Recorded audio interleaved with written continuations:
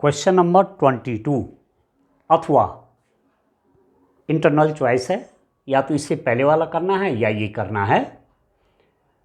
किसी गांव की जनसंख्या की वृद्धि की दर किसी भी समय उस गांव के निवासियों की संख्या के समानुपाती है। ठीक है, किसी समय पर किसी गांव की जनसंख्या की वृद्धि की दर, जनसंख्या की वृद्धि की दर किसी भी समय उस गांव के निवासियों की संख्या के समानुपाती है। निवासी ज़्यादा तो जनसंख्या की वृद्धि दर ज़्यादा, निवासी कम तो जनसंख्या की वृद्धि दर भी कम। ये मतलब है, यदि सन 2009 में गांव की जनसंख्या 16,000 थी, 2009 में कितनी थी उस गांव की जनसंख्या? 16,000 और सन 2014 में 20,000 थी, तो ज्ञात कीजिए कि सन 2019 में उस गांव की जनसंख्या क्या रही होगी।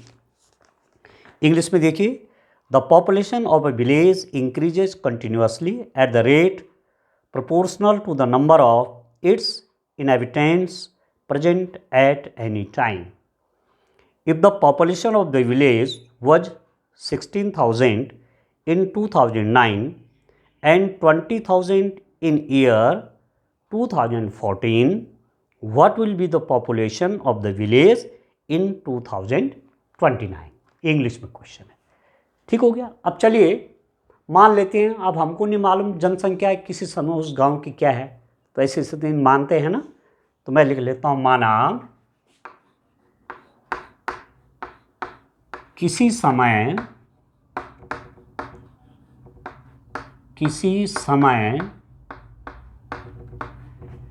टी पर गांव की जनसंख्या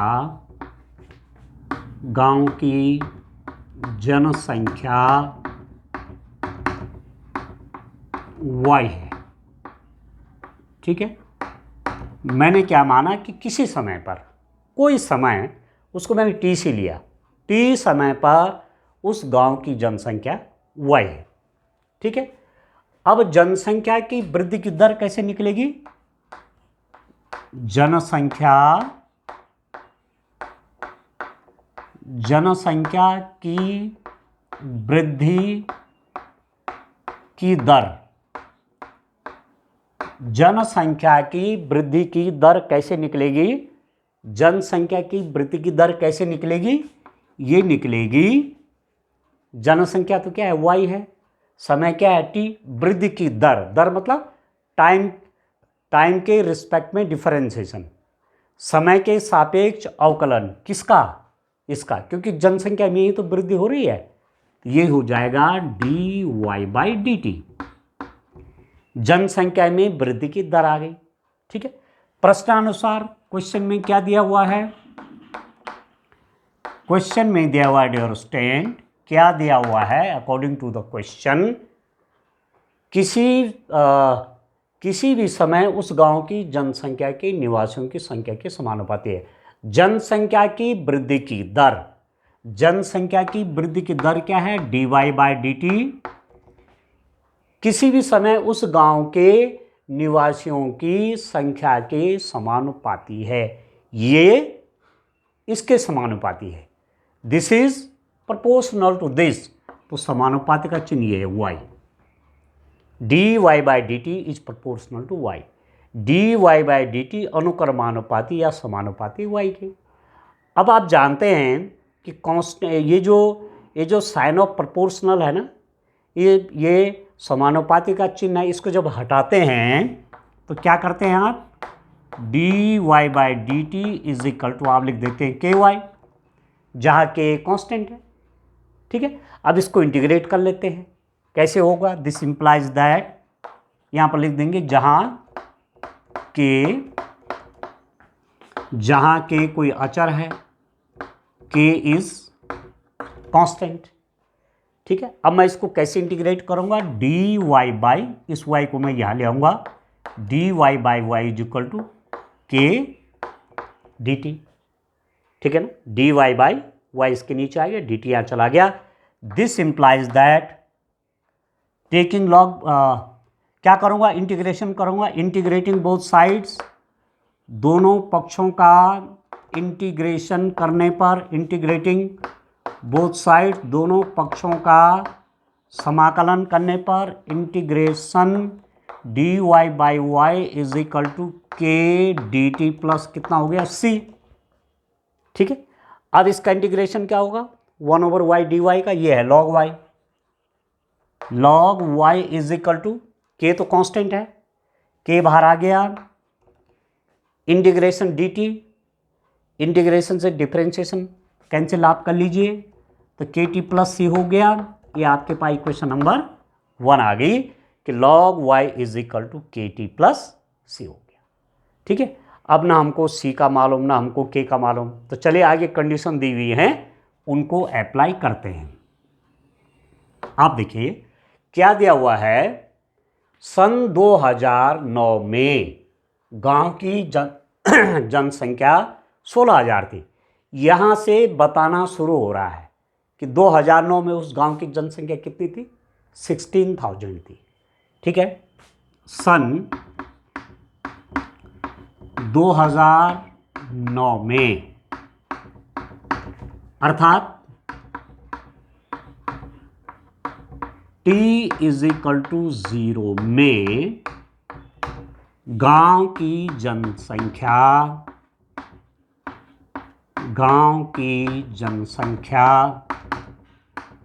कितनी है, गांव की जनसंख्या कितनी है, 16,000। अब आप देखो 2009 में मैंने टाइम लिख दिया t equal to 0। t equal to 0 क्यों लिखा, क्योंकि यहीं से हमने गिनना शुरू किया है, 2009 से 2009 का देख रहे हैं, उससे पिछले का कुछ नहीं है। इसका मतलब टाइम अब शुरू हो रहा है। तो t इज इक्वल टू 0 में गांव की जनसंख्या कितनी थी, 16,000 थी। तो अब यहाँ रख देते हैं log, देखो y की जगह क्या आ जाएगा, 16,000। ठीक है ना, गांव की जनसंख्या ये किसकी वैल्यू है, y की, जनसंख्या y है, तो 16,000 किसकी जगह आएगा, y की जगह आएगा। तो log y is equal to k into t क्या है, 0 है, plus c। This implies that, यहाँ पर एक सेकेंड थोड़ा सा और करेक्ट कर देता हूँ। आप देखिए क्योंकि मैंने तो y की वैल्यू रखनी है ना, y की वैल्यू मेरे पास है, यहाँ वैल्यू रख रहा हूँ, log कितना हो जाएगा, y मतलब 16,000 is equal to k into t 0 है, प्लस c। तो इसका मतलब हो गया c इज इक्वल टू, तो 0 हो गया, log 16,000। c की वैल्यू कितनी आ गई, 16,000। अब c का मान समीकरण 1 में रखने पर, putting the value of c in equation number 1, तो मेरे पास क्या मिलेगा, log y is equal to के टी प्लस c कितना है, log 16,000 है। ठीक है, अब इसको मैं लेफ्ट में ले आऊँगा तो ये माइनस हो जाएगा, तो मेरे पास हो जाएगा log y minus log 16,000 is equal to के टी। तो this implies that log y minus log a, log a minus log b। आप जानते हैं log a minus log b बराबर log a बाई बी, ये आप जानते हैं, log a minus log b बराबर log a बाई बी। तो log a minus log b हो जाएगा log a बाई बी, ये हो जाएगा 16,000 इज इक्वल टू के टी।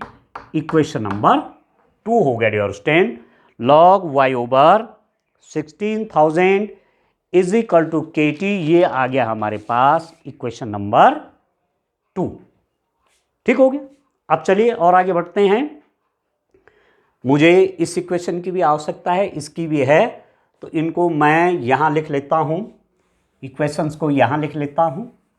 ठीक है, आप देखिए पहली इक्वेशन है मेरे पास log y is equal to के टी प्लस सी, ये है इक्वेशन नंबर 1।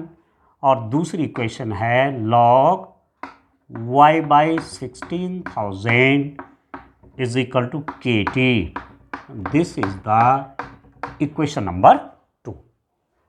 ठीक है डियर स्टूडेंट, अब चलिए आगे सॉल्व करने के लिए जगह बना लेता हूँ, ठीक है ना। इसको देखिए आप,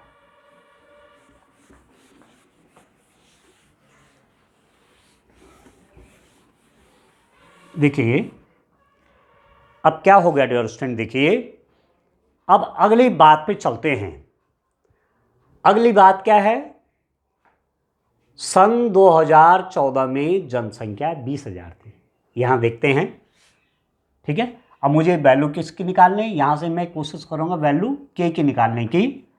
दिया हुआ है कि सन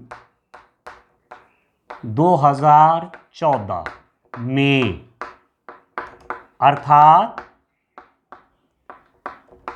t इज इक्वल टू 5 वर्ष बाद जनसंख्या कितनी होगी डियर स्टूडेंट, जनसंख्या होगी 20,000 2014 में। 2009 यहाँ से तो हमने t इक्वल टू 0 से शुरू किया, यहाँ से समय देखना शुरू किया। 2009 के बाद 2014, 5 साल हो गए, 9 के बाद 14 तक गिनिए, 10, 11, 12, 13, 14, 5 साल में जनसंख्या 16,000 से 20,000 हो गई, ठीक है। तो समीकरण दो देखिए, समीकरण 2 में y बराबर 20,000, ये तो जनसंख्या है ना y। अब जनसंख्या, नई जनसंख्या 2014 में कितनी हो गई, 2014 में कितनी हो गई, 20,000, तो y की वैल्यू है। और तथा t इज इक्वल टू 5 रखने पर 5 साल में यह जनसंख्या क्या हो गई, y हो गई 20,000 और टाइम 5 ईयर। तो ये इक्वेशन हो जाएगा, लॉग y की जगह मैं क्या लिख लेता हूं, 20,000 divided by 16,000 is equal to k into 5, ठीक हो गया। अभी हो जाएगा लॉग, काट दीजिए, 3 0, 4 पंजे 20, 4 चौके 16, लॉग 5/4 बराबर k इंटू 5, ठीक हो गया। इसका मतलब हो गया k बराबर 1/5 लॉग 5/4। एक चीज हमारे पास और निकल कर आ गई कि k बराबर 1/5 लॉग 5/4, ठीक है। k की वैल्यू क्या निकली डियर स्टूडेंट, 1/5 लॉग 5/4, ठीक है, ठीक है ना। अब मैं क्या करूंगा, इक्वेशन नंबर 2 में k की वैल्यू भी रख दूंगा, k भी निकल गया मेरे पास। तो समीकरण 2 में k का मान रखने पर आप देखिए, इसकी तो आवश्यकता नहीं है। समीकरण 2 में k बराबर कितना रख दूंगा, k की वैल्यू मेरे पास निकली हुई है। समीकरण 2 में k बराबर 1/5 लॉग 5/4 रखने पर, ठीक है, इसमें k रख देते हैं ये, तो log y/16,000 is equal to k मतलब 1/5 लॉग 5/4 इंटू टी। की जगह मैंने ये रख दिया, बाकी तो इक्वेशन वही है, ये है इक्वेशन नंबर 3, ठीक है डियर स्टूडेंट। अब आगे चलते हैं, हमको ज्ञात करना है कि सन 2019 में गांव की जनसंख्या क्या थी। 2009 में 16,000 थी, 2014 में 20,000 हुई, तो 2019 में कितनी हो जाएगी, ठीक है। 2019 में जनसंख्या गांव की बढ़ करके कितनी हो जाएगी। अब आप देखो, सन 2019 में, अर्थात 2019 में मतलब 2019 मतलब अब 2009 से गिनो, 2009 से 2019 तक 10 साल, अर्थात टी बराबर 10 साल में 10 साल बाद, ठीक है, अर्थात टी बराबर 10 साल बाद गांव की जनसंख्या,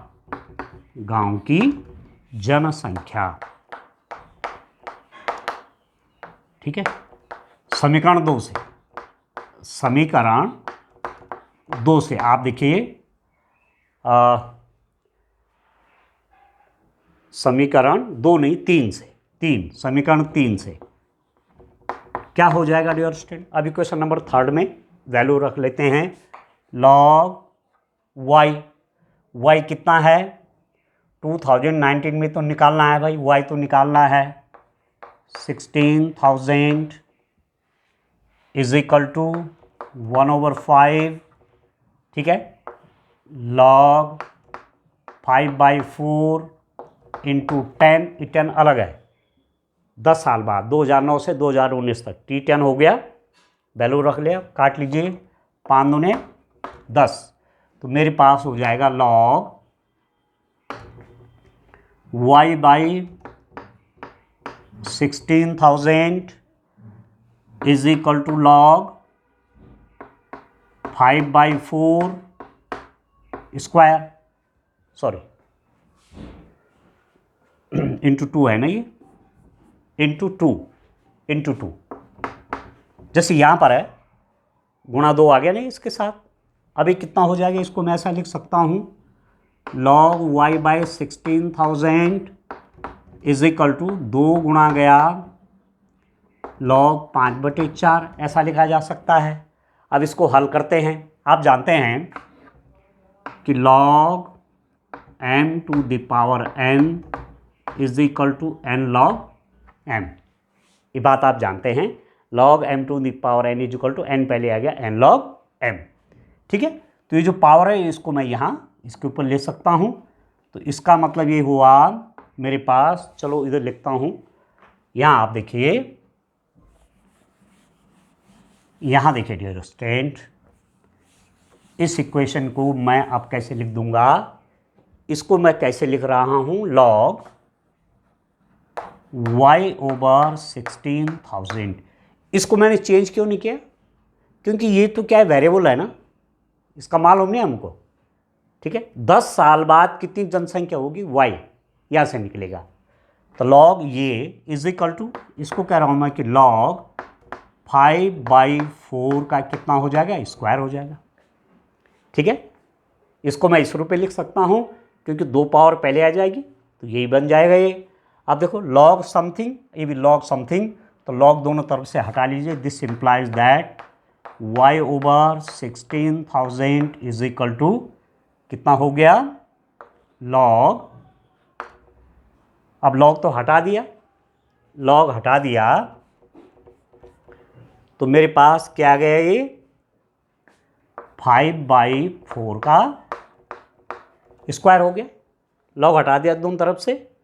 अब मैं y की वैल्यू निकाल लेता हूँ, y मेरे पास कितना आता है, इसको देखिए, y की वैल्यू अब कितना होगा मेरे पास, आप देखिए, y इज इक्वल टू 16,000 का यहाँ गुणा हो जाएगा, 16,000 गुणा गया 5/4 का स्क्वायर, 5 का स्क्वायर 25, 4 का स्क्वायर कितना 16, काट लीजिए, 16 कम 16, 1000 हो गया, तो y बराबर कितना हो गया, 25,000 हो गया पॉपुलेशन, कितना हो गया, 25,000 पॉपुलेशन हो गई, कब, 2019 में, 2019 में 10 साल के बाद गांव की जनसंख्या कितनी हो जाएगी, 25,000 हो जाएगी, सन लास्ट में उत्तर लिख देंगे, 2019 में गांव की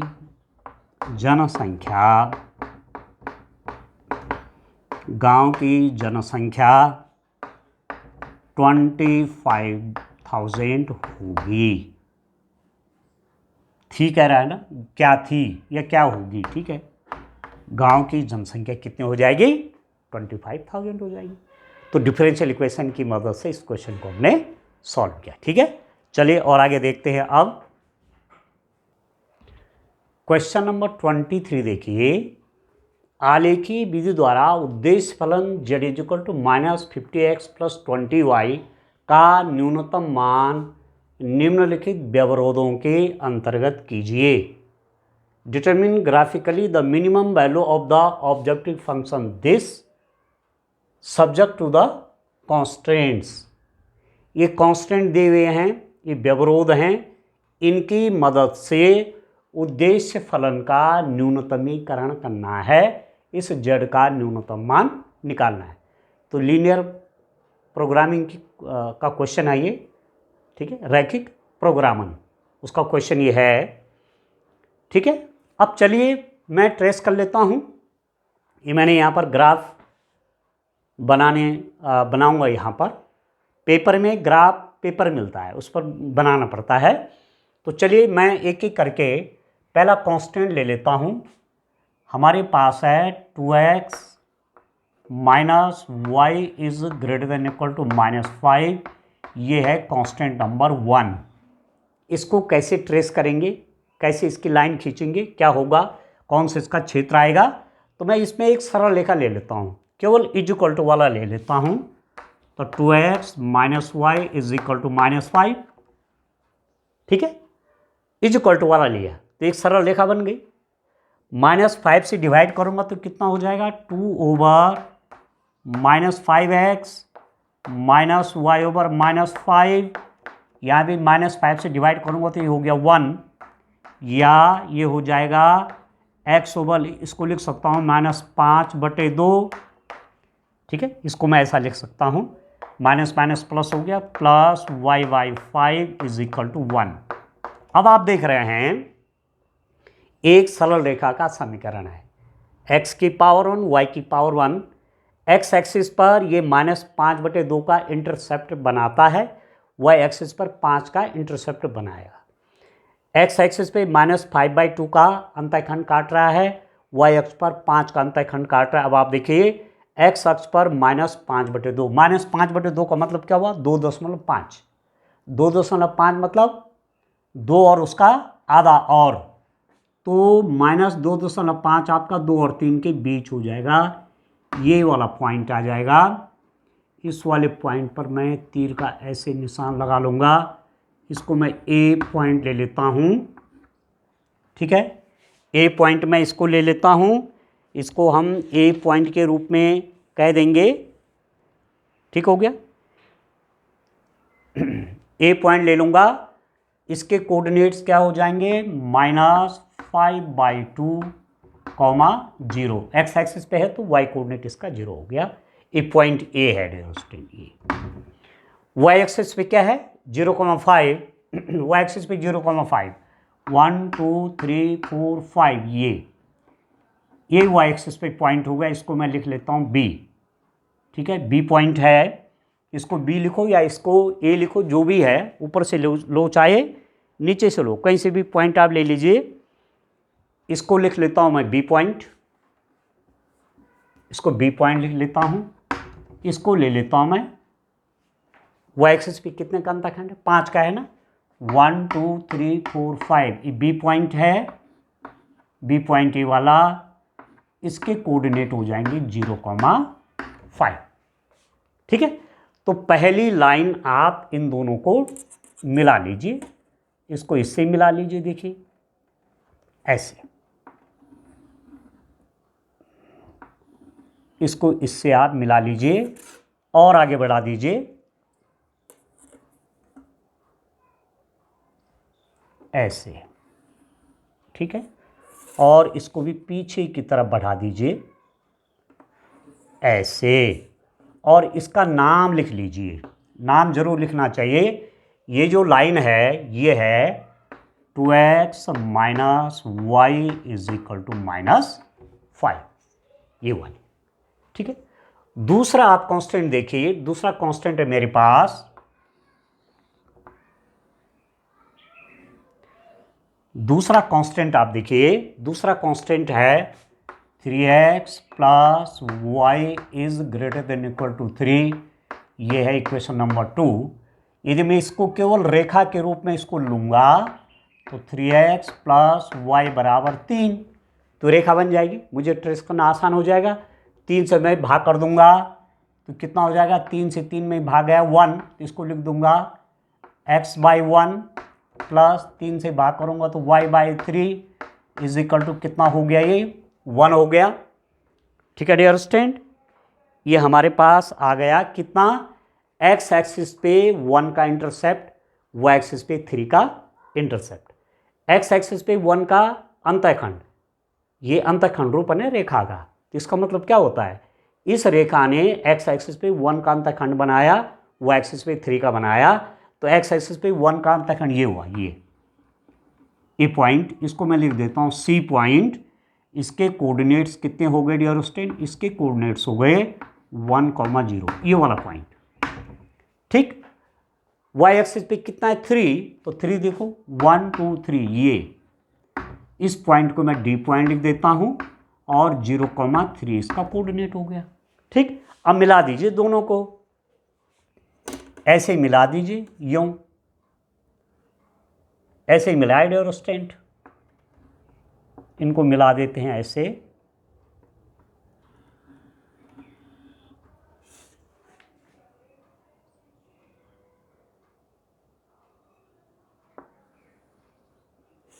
इसको और आगे बढ़ा दीजिए,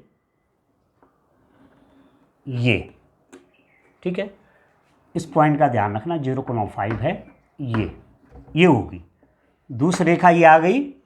इस रेखा का इक्वेशन क्या है, 3x plus y is equal to 3x plus y is equal to 3। तीसरी लाइन देखते हैं, तीसरा हमारे पास ये है constant 3x minus 3y is less than equal to 12, ये है इक्वेशन नंबर 3। ठीक है, इसमें इक्वेशन वो बनाऊंगा, क्या बनाऊंगा, रेखा बनाऊंगा, तो 2x minus 3y is equal to 12, 2x minus 3y is equal to 12, एक रेखा में चेंज कर रहा हूँ, 12 से भाग करूंगा तो ये बन जाएगा x बाई 6। ठीक है, x बाई 6, 12 से भाग किया, यहाँ 12 से भाग करेंगे तो प्लस y बाई -4, 12 से भाग करूंगा तो कितना हो जाएगा, माइनस वाई बाई 4, तो मैं यहाँ प्लस कर दिया, यहाँ नीचे नेगेटिव ले आया, ये हो गया 1। इस रेखा ने x एक्सिस पे 6 का इंटरसेप्ट बनाया, y एक्सिस पे -4 का बनाया। x एक्सिस पे 6 का इंटरसेप्ट मतलब 1 2 3 4 5, और थोड़ा और बढ़ा लीजिए आगे, इस 6 हो गया। ठीक हो गया, ये हो गया 6। थोड़ा इसको छोटा कर लेता हूँ। अब खैर ग्राफ में तो आपके एक्यूरेट होते हैं ना चिन्ह, ग्राफ में तो आप एक ही पैमाना लेंगे, पर यहाँ पर मैं थोड़ा सा काम कर लेता हूँ। 1 2 3 4 5 6, मतलब मेरे हिसाब से पैमाना आपने शुरू में ले लेना चाहिए, एप्रोप्रिएट, बिल्कुल ठीक ठीक पैमाना। तो x एक्सिस पे 6 का इंटरसेप्ट होगा तो पॉइंट हो जाएंगे ए बी सी डी हो जाएगा। इस पॉइंट को मैं लिख देता हूँ ई पॉइंट, ये वाला पॉइंट कितना है, ई पॉइंट 6,0, ये वाला पॉइंट ई हो गया।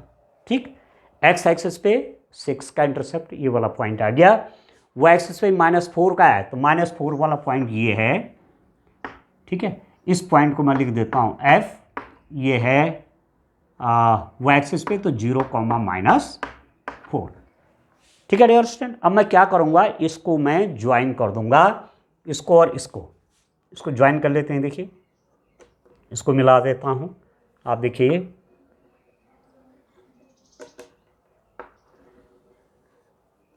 और आगे बढ़ा देते हैं।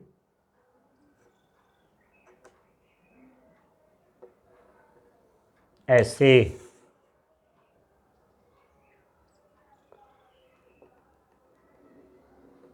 ये ठीक हो गया, ये वाली रेखा हो गई।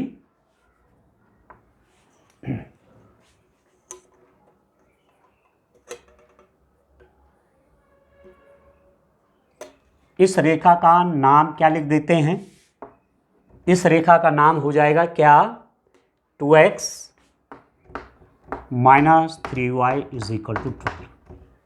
ठीक है, ये भी खींच दी, ये भी खींच दी, ये भी खींच दी, स्ट्रेट लाइन मैंने सारी खींच दी। अब देखो इसको एक्सप्लेन करते हैं। x is greater than equal to 0 का मतलब क्या हुआ, यदि मैं x इज इक्वल टू 0 लिख दूंगा तो x इज इक्वल टू 0 मतलब y एक्सिस, ये है खींची हुई, ये x इज इक्वल टू 0 की लाइन है। ठीक है, y is greater than equal to 0 मतलब y इज इक्वल टू 0 मतलब x एक्सिस, ये x एक्सिस की लाइन खींची गई है।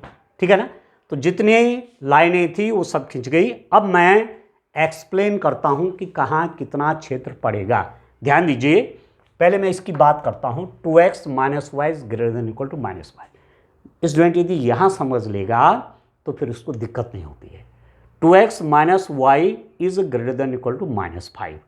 ठीक है, इसको देखो आप, इसकी लाइन कौन सी, ये वाली है ना, ये इज इक्वल टू भी है, तो इसके ऊपर पड़ने वाले सारे बिंदु, ठीक है ना, इसके ऊपर पड़ने वाले सारे बिंदु, क्योंकि इज इक्वल टू भी है और ग्रेटर देन माइनस 5 भी है, ये तो -5 के बराबर है या -5 से बड़ा है। ठीक है, तो बराबर 5, तो इसके ऊपर के सारे बिंदु आ गए ग्रेटर देन इक्वल टू -5, -5 से बड़ा, ये 2x माइनस वाई -5 से बड़ा कहाँ होगा, इसको देखना है। तो इसने इस पूरे रीजन को दो पार्टों में बांटा है, एक तो अपने नीचे का भाग इधर और अपने ऊपर का भाग, दो हिस्सों में बांट दिया उसने पूरे इस रीजन को, आधा इसके नीचे और इस अपना ऊपर, इसके ऊपर या इसके नीचे। अब देखते हैं कि ये वाला भाग कहाँ पड़ रहा है, ये वाला कहाँ पड़ रहा है। तो क्या करेंगे कि इसके नीचे का एक बिंदु यहाँ चेक करिए, एक इसके ऊपर का चेक करिए, हमें क्लियर हो जाएगा। माना मैं ये वाला पॉइंट लेता हूँ, ये वाला, इसके कोऑर्डिनेट क्या हैं 3,0, इसके कोऑर्डिनेट क्या हैं 3,0 रखिए, x की जगह 3, 3 2 जा 6, 3,0 है ना ये पॉइंट, x 3 है, 3 2 जा 6, 6 माइनस 0 तो 6 ही हुआ। 6 का मान -5 से बड़ा होता है, 6 का मान -5 से बड़ा होता है, 6 इज ग्रेटर देन -5। तो ठीक है, ठीक है, इसका मतलब ये नीचे की ओर कह रहा है। एक बिंदु और ऊपर ले लेते हैं, ये वाला पॉइंट, ये तो 0,5 वाला है, 0,6, 0,6 देखो, x 0 है यहाँ पर, y 6 है, तो x 0 0, y की जगह 6 करूँगा तो -6 का मान -5 से बड़ा नहीं होता है। इसका मतलब ये वाली इनइक्वलिटी क्या कह रही है, ये वाला कांस्टेंट, ये वाला व्यवरोध क्या कह रहा है, कौन से रीजन को बोल रहा है, इसके ऊपर पड़ने वाले सारे पॉइंट और इसके नीचे का पूरा क्षेत्र आ जाएगा, इसके नीचे का पूरा क्षेत्र, ऊपर का नहीं नीचे का। ध्यान दीजिए, अब देखो इसके लिए देखिए 3x प्लस, इसको देखो ध्यान से समझना है, इसको आप देखिए 3x प्लस y का मान बड़ा है 3 से, 3x प्लस वाई बराबर 3, तो 3x प्लस वाई बराबर 3 की लाइन आपकी ये है, ये खींची हमने, 3x प्लस वाई बराबर 3 3x plus y is equal to 3 की लाइन का मतलब हुआ कि इसके ऊपर सारे पॉइंट इज इक्वल टू भी है ना, ग्राफ में समाहित होंगे, मतलब इसके ऊपर के सारे पॉइंट और बाकी कौन से होंगे। अब इसको ट्रेस करेंगे, 3x प्लस वाई का मान 3 से बड़ा, तो इसने, इस रेखा ने इस पूरे रीजन को दो भागों में बांटा, या तो इधर का पार्ट या इधर का पार्ट। फिर से देखिए, इस पूरे रीजन को इस लाइन ने दो पार्ट में बांटा, अपर रीजन, इसका ऊपर का क्षेत्र और इसका नीचे का क्षेत्र। पर इसके अंदर कौन पड़ेगा, इसके अंदर कौन सा वाला पड़ेगा, इज इक्वल टू में तो वो सारे बिंदु जो इसके ऊपर हैं वो पड़ेंगे, पर ग्रेटर में कौन पड़ेगा कि 3x प्लस वाई का मान 3 से बड़ा हो जाए। तो मैं सिंपल जैसे कह रहा हूं, इसके ऊपर का एक बिंदु यहाँ देखो, एक बिंदु यहाँ देखो, तो एक बिंदु मैं ये वाला देख लेता हूं, ये है 4,0, 4,0, तो x 4 रखो, तो 4 × 12, y 0 है, 12 का मान 3 से बड़ा होता है। ओके, मतलब इधर के पॉइंट अलाउ हो रहे हैं। यहाँ एक पॉइंट इसको रख के देखिए, -2, 0 है ना ये, तो x -2 तो -6, y 0 है, -6 का मान 3 से बड़ा नहीं होता है। इसका मतलब ये नीचे की बिंदु नहीं कह रहा है, अपने ऊपर के पॉइंट इस पर आएंगे। चाहिए 5 वाला देख लो, 5, 0, x 5 है, 15 का मान 3 से बड़ा, तो अपने ऊपर पड़ने वाला पूरा रीजन इस वाले निकाह नीचे, इस वाले निकाह ऊपर।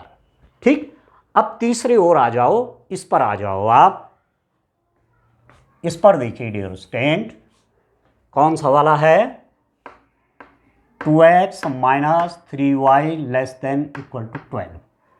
2x - 3y = 12।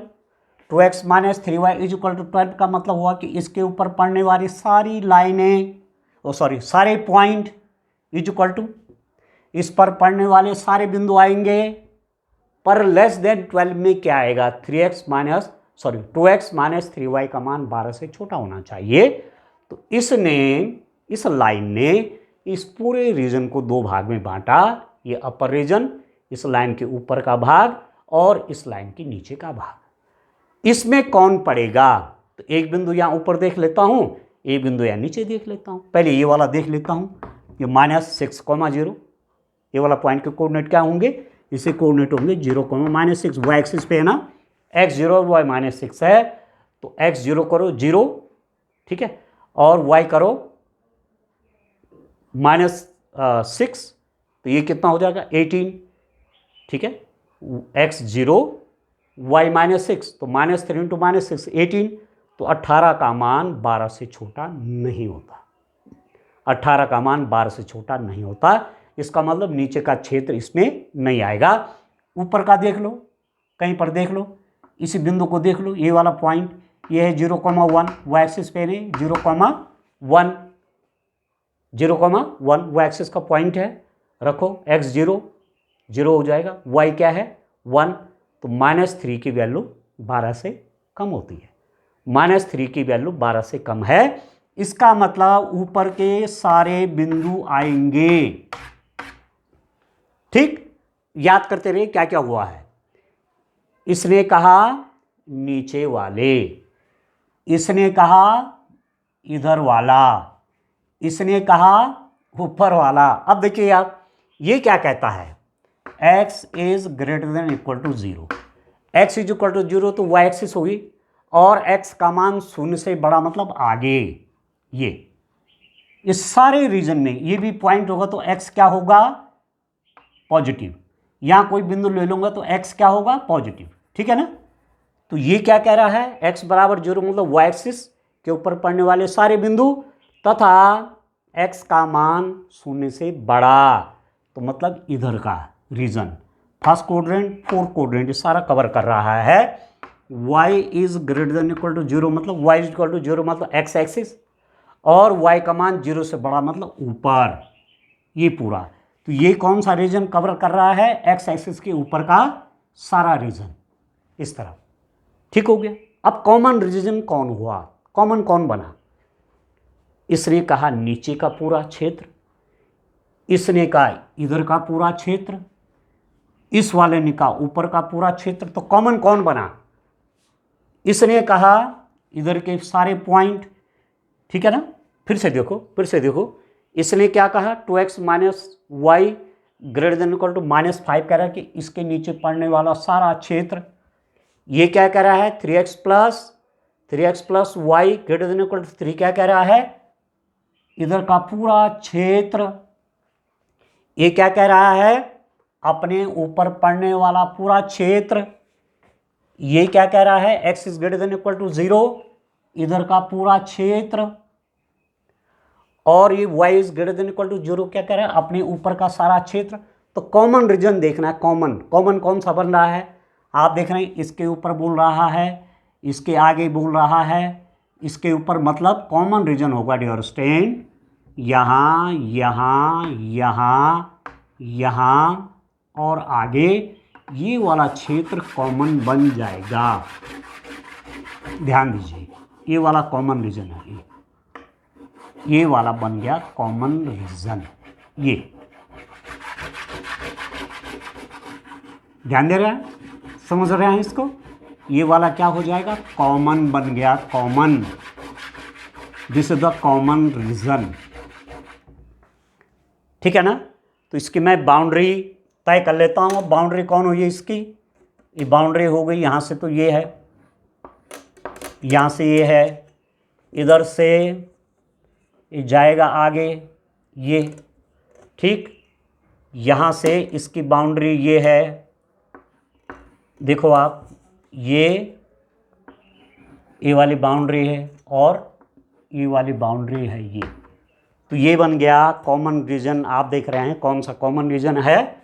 ये सारा डियर स्टूडेंट कॉमन रीजन हो गया, ये वाला,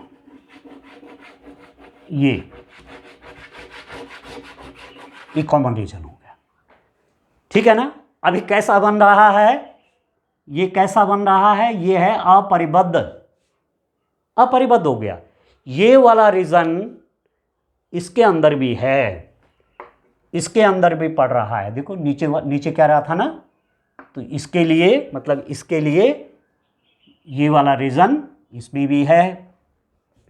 इसमें देखिए ये क्या कह रहा था? इधर की ओर, ये इसने कहा इधर की ओर, तो ये वाला रीजन इसमें भी है। इसने क्या कहा? ऊपर की ओर, तो ये वाला रीजन इसमें भी है। एक्स इज ग्रेटर देन 0 मतलब, x is greater than equal to 0 मतलब वाई एक्सिस के दाएं ओर का भाग, y is greater than equal to 0 मतलब एक्स एक्सिस के ऊपर का भाग। तो ये कॉमन रीजन हो गया। कॉमन रीजन जब बन गया तो इसको आप क्या देख रहे हैं? यह क्षेत्र हो गया अपरिबद्ध। यहाँ देखिए आप, ये केवल कुछ पॉइंट, सीड्स पॉइंट आपको दिख रहे हैं। 1 2 कोणे बिंदु कह सकते हैं, ये कोणे बिंदु हो गई। ये 4 कोणे बिंदु दिख रहे हैं, ये वाला, ये वाला, ये वाला, ये वाला। ये है E60, ये C है 10, ये C10 था, ये वाला D था, D पॉइंट कितना था? D पॉइंट आई थिंक ये 03 है, D पॉइंट है 03, और एक पॉइंट ये है 0,5। तो इस अपरिबद्ध क्षेत्र के 4 कोणे बिंदु निकले, 4 कॉर्नर के पॉइंट 1 2 3 और 4, बाकी यहाँ से भी ऊपर जाएगा। क्लियर हो गया? तो अब आप देख रहे हैं जो ग्राफ आपने बनाया इसका, ये है ग्राफ, ये वाला, ठीक है ना? ये ग्राफ है, ये कुछ नहीं, यहाँ इधर कोई मतलब नहीं है इधर का, केवल कॉमन रीजन ही देखा जाता है। अब मैं इसको सॉल्व करता हूँ डियर स्टूडेंट। देखिए बड़ा इंटरेस्टिंग क्वेश्चन है, ध्यान दीजिए इसमें, ध्यान से समझिए आप इसको, क्वेश्चन को ध्यान से आप समझ जाएंगे तो आप क्वेश्चन को आगे भी आपके एग्ज़ाम के लिए 2025 के जो स्टूडेंट्स हैं, ठीक है, उनके लिए भी ये क्वेश्चन काम का होगा। तो अब मैं ये कहूँगा, इसका मैं नाम लिख लेता हूँ, इसका मैं यहाँ नाम लिख लेता हूँ कुछ, माना ये y1 पॉइंट है और इस इधर का पॉइंट माना x1 पॉइंट है। तो मैं लिख लेता हूँ कि सुसंगत क्षेत्र, फिजिबल रीजन, सुसंगत क्षेत्र, सुसंगत क्षेत्र मतलब जो कॉमन रीजन आया ये वाला, इसका नाम लिख लेता हूँ y1, ठीक है, ये पॉइंट है B, ठीक है, ये है D, ये है C और ये है E, और यहाँ पर मैंने इसको लिख रखा x1। अब ये जो है ये तो क्या है, ये पॉइंट जो है ये तो मैंने ऐसे ही दिखा रखा ना, कहीं आप आगे की बात ना कर दें, इसके ऊपर का ये वाला रीज़न हो जाएगा। इधर मैंने एक बिंदु ऐसे ही ले लिया क्योंकि हम इसके आगे नहीं बढ़ेंगे, ठीक है, इसके आगे भी तो है, ये तो कोणे बिंदु हो गए ना, कोणे बिंदु 4 ही हैं, कॉर्नर के पॉइंट 4 ही हैं ना। मैंने क्या लिख दिया, y1 B D C E x1 एक क्या है, अपरिबद्ध क्षेत्र है, सुसंगत क्षेत्र ये अपरिबद्ध है, जो कि जो कि एक अवतल बहुभुज है, जो कि एक अवतल बहुभुज है। ठीक है, अब इसको कॉनकेव ही कहते हैं, कॉनकेव पॉलीगन के रूप में है। क्षेत्र क्या हो गया, अपरिबद्ध है, इसको बोलते हैं सुसंगत क्षेत्र। यह है सुसंगत क्षेत्र, फिजिबल रीजन। सुसंगत क्षेत्र क्या है, अपरिबद्ध है।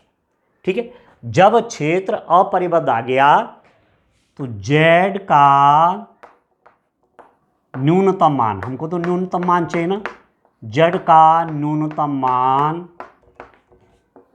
इसके शीर्षों, लैंग्वेज लिखनी पड़ती है, इसके शीर्षों, शीर्ष कौन कौन है, B05, फिर है D03, ठीक है, B05, 03, ठीक है, फिर कौन सा पॉइंट है, C 1,0, E 6,0 पर पढ़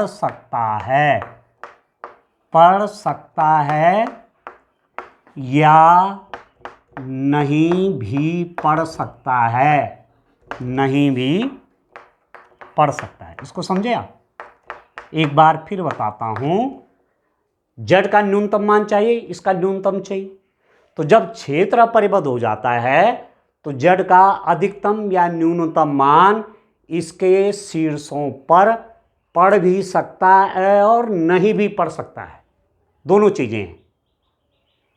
ठीक है ना, क्षेत्र क्या हो गया, अपरिबद्ध हो गया। ऐसी स्थिति में क्या लिखते हैं, z का न्यूनतम या अधिकतम मान इसके शीर्षों पर या इसके कोणीय बिंदुओं पर पढ़ भी सकता है और नहीं भी पढ़ सकता है। शीर्षों की जगह कोणीय बिंदु लिख दीजिए, कोणीय बिंदु, इसके कोणीय बिंदु, कोणीय बिंदुओं पर पढ़ भी सकता है और नहीं भी पढ़ सकता है। अब पढ़ेगा कि नहीं पढ़ेगा, इसके लिए फिर एक और टेस्ट है। ठीक है, अब हम क्या करेंगे, सबसे पहले हम बना देंगे क्या, एक टेबल बनाते हैं। अब देखो, अब पहले टेबल बनाना भी आपने सीखना है। इतना लैंग्वेज आपने लिख दिया है, अब बनेगी एक टेबल।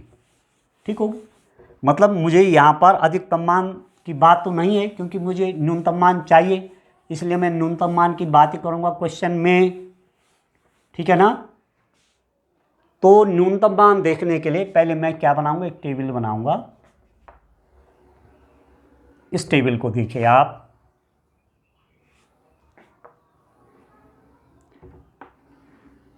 यहां लिख देता हूं मैं कोणीय बिंदु,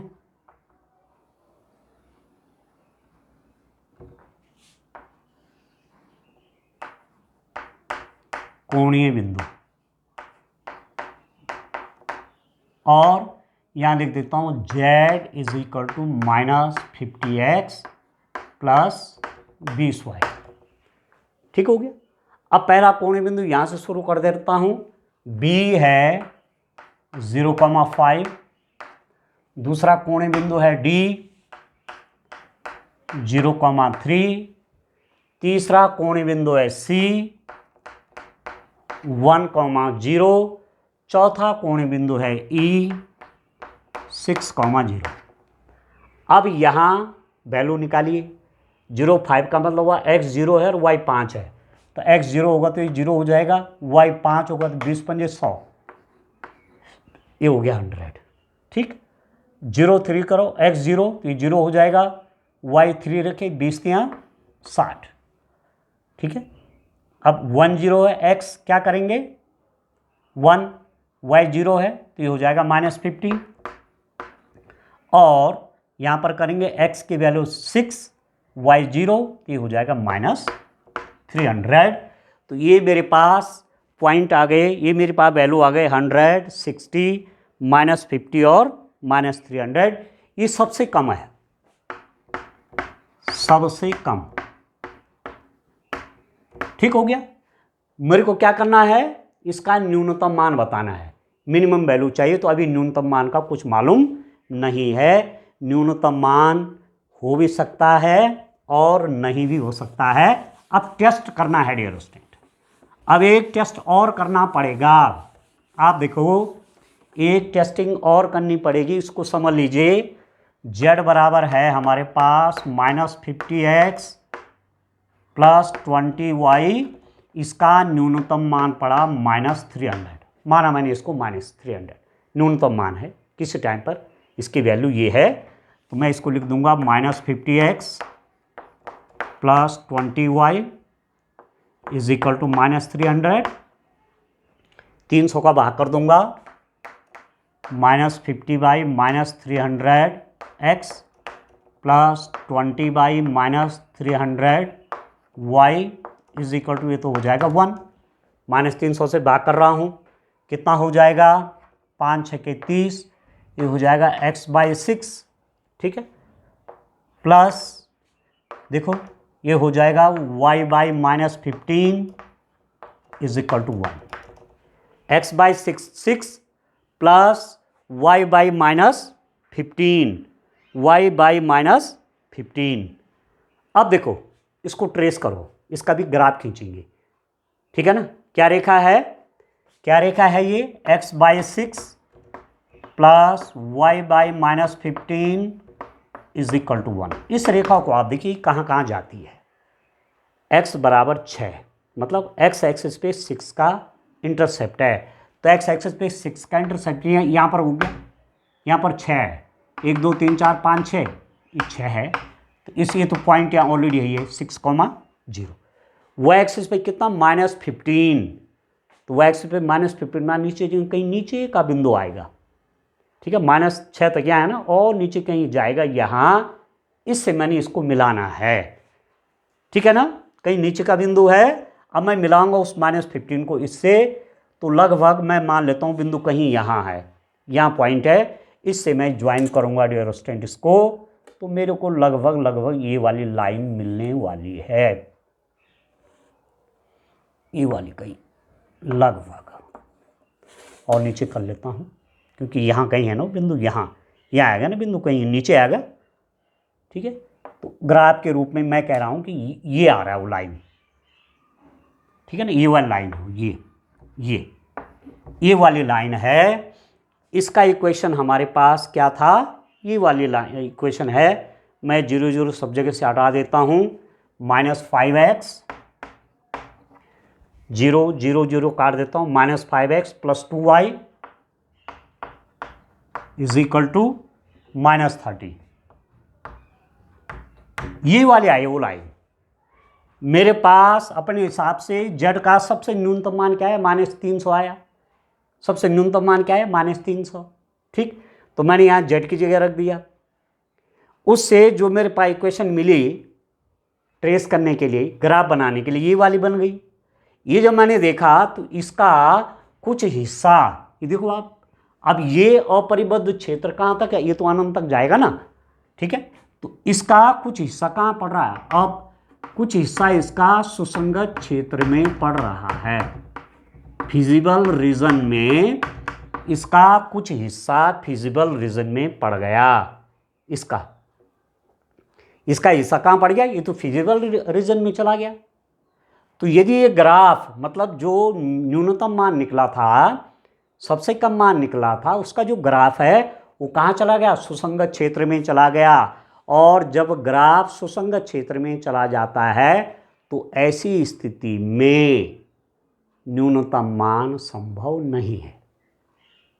अब समझ में आ गया, z का यहाँ पर न्यूनतम मान संभव नहीं है। क्यों नहीं है न्यूनतम मान संभव, क्योंकि इसका ग्राफ, जब मैंने इसको न्यूनतम लिखा ना यहाँ, तो इसका ग्राफ कहाँ पड़ रहा है, सुसंगत क्षेत्र में जा रहा है। ये ग्राफ सुसंगत क्षेत्र में जा रहा है, और सुसंगत क्षेत्र में जब ग्राफ चला जाएगा तो z का न्यूनतम मान निकालना संभव नहीं है। तो ऐसा लिख देंगे डियर स्टूडेंट यहाँ पर, ठीक है, समझ गए आप।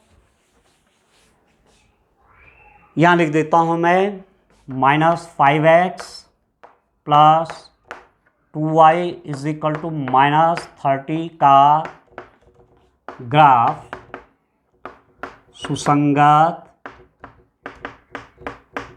क्षेत्र में भी, सुसंगत क्षेत्र में भी पड़ रहा है, अतः z का न्यूनतम मान, z का न्यूनतम मान नहीं निकाला जा सकता है, नहीं निकाला जा सकता है।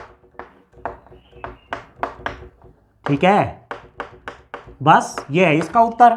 आपसे पूछा गया था कि z का न्यूनतम मान निकालिए, तो क्या उत्तर आया कि z का न्यूनतम मान निकाला नहीं जा सकता। इस z का न्यूनतम मान यहाँ नहीं निकाला जाएगा, नहीं निकाला जा सकता।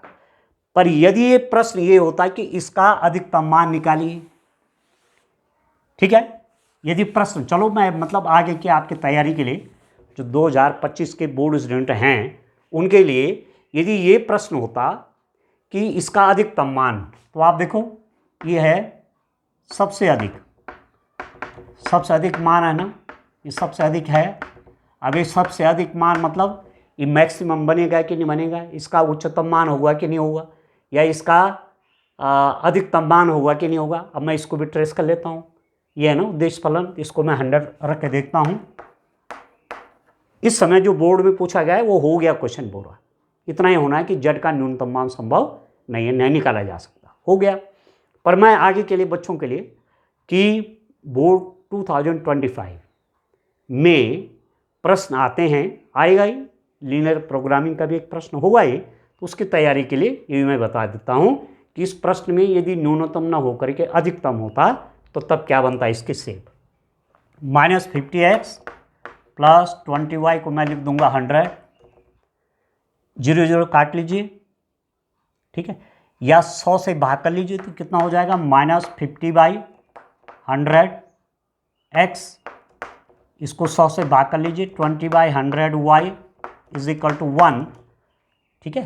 तो 50 दूने 100, तो ये हो जाएगा x/-2 plus y/5 is equal to 1, x/-2। अब देखो आप x/-2, x एक्सिस पे कितने का इंटरसेप्ट है -2, यहाँ पर x एक्सिस पे ये इंटरसेप्ट है, और y बराबर 5, y बराबर 5, ये है ना y बराबर 5, y एक्सिस पे कितने का इंटरसेप्ट है 5 का। तो इन दोनों को जब मिलाएंगे तो कहाँ पड़ेगा, ये बड़ा इंटरेस्टिंग क्वेश्चन बन गया। इन दोनों को यदि मैं मिलाऊंगा तो देखिए ये देखिए ये आगे बढ़ता जाएगा, ये बच्चों कहाँ चला जाएगा, ये आगे बढ़ता चला जाएगा। मतलब एक रेखा तो कौन सी है, वो एक तो ये वाली है जिसकी बाउंड्री है, ये तो बाउंड्री बना रही है, ये वाली, ये तो बाउंड्री बना रही है, और इसका ग्राफ देखो कहाँ चला गया, सुसंगत क्षेत्र से बाहर। इसका जो ग्राफ बना इस रेखा का, किसका, x/-2 प्लस y/5, x/-2 मतलब x एक्सिस पे -2 का इंटरसेप्ट, y एक्सिस पे 5 का इंटरसेप्ट, इन दोनों को मिला करके जब मैंने लाइन खींची आगे तो ये सुसंगत क्षेत्र से बाहर चला गया। इसका मतलब z का अधिकतम मान निकलेगा, ठीक है।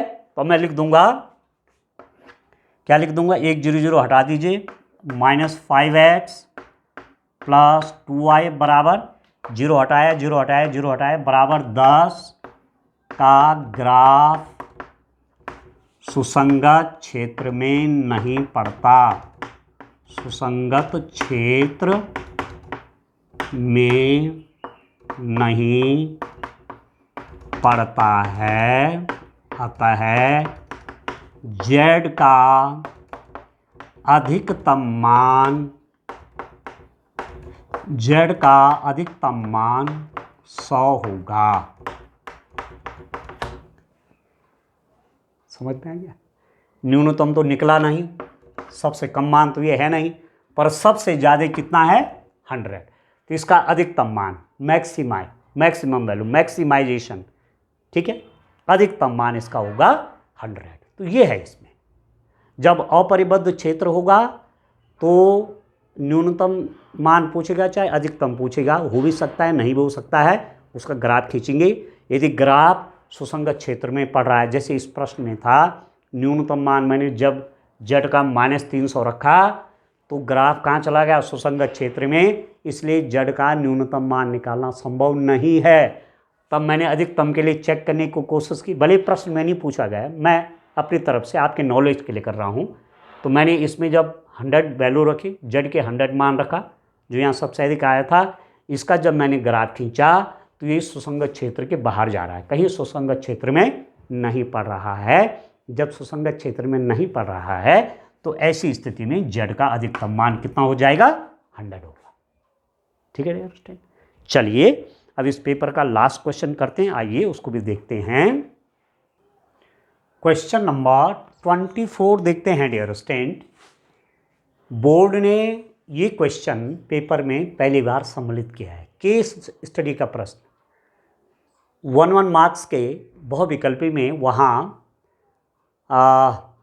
एसर्शन, रीजन, अभिकथन और कारण, वो भी नए हैं वो 2 प्रश्न, ठीक है। और एक प्रश्न ये सम्मिलित किया है, ठीक है ना, केस स्टडी का ये प्रश्न है। तो पहले ये पूरी स्थिति आपके सामने रखी गई है और तब प्रश्न पूछे गए, उनका उत्तर देना है। तो इंटरेस्टिंग क्वेश्चन, आप देखिए ध्यान से।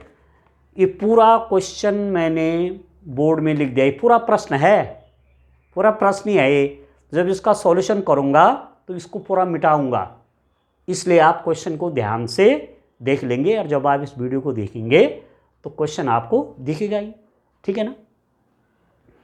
एक कारखाना है जिसमें एलईडी बल्बों का उत्पादन किया जाता है। कोई कारखाना है, एलईडी बल्ब बन रहे हैं, सिंपल सी बात है।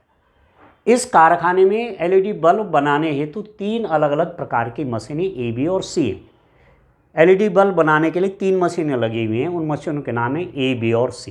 पहले क्वेश्चन समझिए, केस स्टडी, पहले घटना को पूरा समझिए और तब उत्तर दीजिए, ये मतलब है। 3 मशीनें लगी ए, बी, सी। मशीन ए, बी और सी कुल उत्पादन का 25%, 35% और 40% एलईडी बनाते हैं। मशीन ए कितने परसेंट एलईडी बना रही, 25। मशीन बी बना रहे हैं 35, मशीन सी बना रही है 40%, तो हो गया 100%। पूरी जो कारखाना के एलईडी बल्ब बन रहे हैं, मशीन ए 25% बना रही है, मशीन बी 35% बना रही है, मशीन सी 40% एलईडी बल्ब बना रही है। इनमें से कोई भी मशीन 100% दक्ष नहीं है, ठीक है। कोई भी मशीन 100% दक्ष नहीं है। इसका मतलब क्या हुआ कि 100% एफिशिएंट नहीं है। इसका मतलब ये हुआ कि जो एलईडी बल्ब बन रहे हैं वो सब सही होंगे, कुछ डिफेक्टिव भी तो बनते हैं ना। कारखाना है किसी भी चीज़ का, तो कुछ न कुछ डिफेक्टिव तो बन ही जाता है। 100 चीज़ें में नहीं हो सकता कोई एक खराब हो जाए, ठीक है। तो ऐसे ये भी कह रहे हैं कि मशीन 100% दक्ष नहीं है, इसका मतलब त्रुटि होने की संभावनाएं हैं। तथा मशीनों के उत्पादन का 5, 4 और 2% बल्ब खराब त्रुटिपूर्ण है। मशीन ए 5% खराब बल्ब बना रहे, 100 बल्ब बनाए तो 5 खराब है। मशीन बी 4% खराब बल्ब बनाती है, 100 बनाए तो 4 खराब निकल गए। मशीन सी 2% खराब बल्ब बना रही है, त्रुटिपूर्ण बल्ब बना रही है, 100 में से 2 बल्ब खराब बना रही है। उपरोक्त घटनाओं को निम्नलिखित प्रकार से परिभाषित किया गया है। पूरा केस, पूरी कहानी आपके सामने रखी गई है। क्या क्या है? L1 क्या है? एलईडी बल्ब मशीन ए द्वारा बनाया गया है। मशीन ए ने जो एलईडी बल्ब बनाए उसको L1 से दर्शाया गया है, ठीक है। मशीन बी ने जो एलईडी बल्ब बनाया उसको L2 से दर्शाया गया है, और मशीन सी ने जो एलईडी बल्ब बनाया उसको L3 से दर्शाया गया है, ठीक। अच्छा, स्पष्ट है कि घटनाएं L1, L2 तथा L3 परस्पर अपवर्जी एवं परिपूर्ण है। कहने का मतलब ये हुआ कि L1, L2 तथा L3 का कोई भी बल्ब कॉमन नहीं है, सब अलग अलग है। ये अपवर्जी घटनाएं आपने क्लास 11 में पढ़ी हैं, अपवर्जी तथा परिपूर्ण। यदि घटना E को बल्ब, ठीक है, मतलब अलग अलग होगी ना, L1, L2 अलग अलग हैं ये, ठीक है। L1 बल्ब है तो ये नहीं होंगे, L2 है तो ये नहीं होंगे, अलग अलग हैं सब, ये मतलब है। यदि घटना E को बल्ब खराब होने की घटना से परिभाषित किया जाता है, कोई बल्ब खराब है, कोई बल्ब खराब है, तो खराब बल्ब की घटना को हमने ए से दर्शाया। तो उपरोक्त सूचना के आधार पर लिखित प्रश्नों के उत्तर दीजिए। ये जो केस बनाया गया है इसकी स्टडी आपने की है, क्या क्या कंडीशन है, क्या क्या कहानी है, और तब इन 3 प्रश्नों के उत्तर देने। पहला है बल्बों के कुल उत्पादन में से एक बल्ब यादृच्छिक निकाला जाता है तो उसके मशीन ए द्वारा बनाए जाने की प्रायिकता क्या होगी, 1 नंबर का है। अब ढेर लग गया एलईडी बल्बों का। एक बल्ब कोई निकाला यादृच्छिक मतलब बिना देख करके, एट रैंडम एक बल्ब निकाला तो प्रायिकता उत्पादन में से एक बल्ब निकाला जाता है तो उसके मशीन ए द्वारा बनाए होने की प्रायिकता। बिना देखे एक बल्ब निकाला और तब देखा किस मशीन का है तो ए मशीन द्वारा बनाया गया है, इसकी प्रायिकता चाहिए। दूसरा है कि मशीन सी द्वारा खराब बल्ब बनाए जाने की प्रायिकता क्या होगी। मशीन सी ने कोई खराब बल्ब बनाया, उसकी क्या प्रायिकता होगी। ये भी 1 मार्क्स का है, पहला वाला भी 1 मार्क्स का है, दूसरा भी 1 मार्क्स का है, ठीक है। और तीसरा है कि बल्बों के कुल उत्पादन में से एक बल्ब यादृच्छिक निकाला जाता है।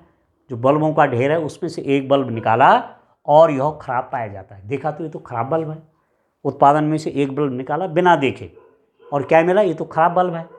तो इसकी क्या प्रायिकता है कि यह बल्ब मशीन बी द्वारा बनाया गया है। ये 3 मार्क्स का है। ये क्वेश्चन कितने नंबर का है, ये 3 मार्क्स का है। तो पूरा क्वेश्चन ये 5 मार्क्स का है, ठीक है, ठीक है डियर स्टूडेंट। तो एक बार आपको मैं ये जो पेपर है इसमें वो क्वेश्चन जो पूछा गया है थोड़ा सा आप यहाँ इसको भी देख लीजिए, क्योंकि आपने वो करना है ना, जब इसको पढ़ेंगे आप देखो ध्यान से। ये क्वेश्चन नंबर 24 है, इसको देखिए आप ध्यान से। क्वेश्चन नंबर 24 ये, ठीक है, इसको देखिए ध्यान से। ये इसका बाकी पार्ट आप यहाँ देखिए, इसका बाकी पार्ट यहाँ है।